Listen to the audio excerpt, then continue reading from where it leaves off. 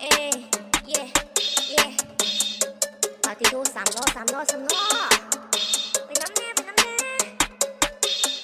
ไปใส่ก็อยากไปส่งกงไปส่งข่อยแน่ได้บ่เอ้าจะรีบมาแล้วแม่นล่ะขึ้นมา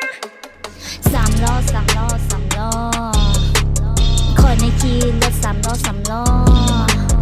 ว่าจังใจล่ะไปกับข่อยบ่ต้องเกรงใจเพราะข่อยในขี่รถ3 ล้อคอยในขี่รถ3 ล้อว่าจังใจล่ะไปกับข่อยบ่ต้องเกรงใจเพราะข่อยในขี่รถ3 ล้อแนมซ้ายแนมขวามันก็คือรถธรรมดามันมี3 ล้อ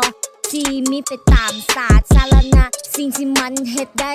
คือหาผู้โดยสารและส่งถึงที่แถมราคายังบ่แพงอีกบ่ว่าจะไปใส่จะใกล้หรือไกลเจ๊ไกลจะไปส่งด้วยความมุ่งมั่นและความไม่ใจได้ขออย่าไปส่งบงเอาจะไปเดี๋ยวใจใจจะไปส่งถึงที่ถ้าจะหน้าก็ดีคอยจะให้ขึ้นฟรีแซงซ้ายแซงขวารถติดอยู่ข้างหน้าเอาจะเฮ็ดจังใดดีเดี๋ยวคอยจะพาลัดทางนี้ก็ได้นะมันสิได้ว่าเป็นยังมันสิบ่ได้อย่าเฝ้าใจห้อยกันเลยพวกเจ้านั้นอยู่กับใจไกลขี่รถยกล้อปัดชายบ่มีไผแซงได้ใครที่ขึ้นรถคันนี้ระวังหัวใจไว้ใครที่ขึ้นรถน้ำเจ๊แกอย่าลืมพบอย่าดมมาเพื่อคอยน้ำเดียวคอยเป็นลมบ่ฮอดทรงโปงซ่า3 ล้อคอยในขี่รถ3 ล้อ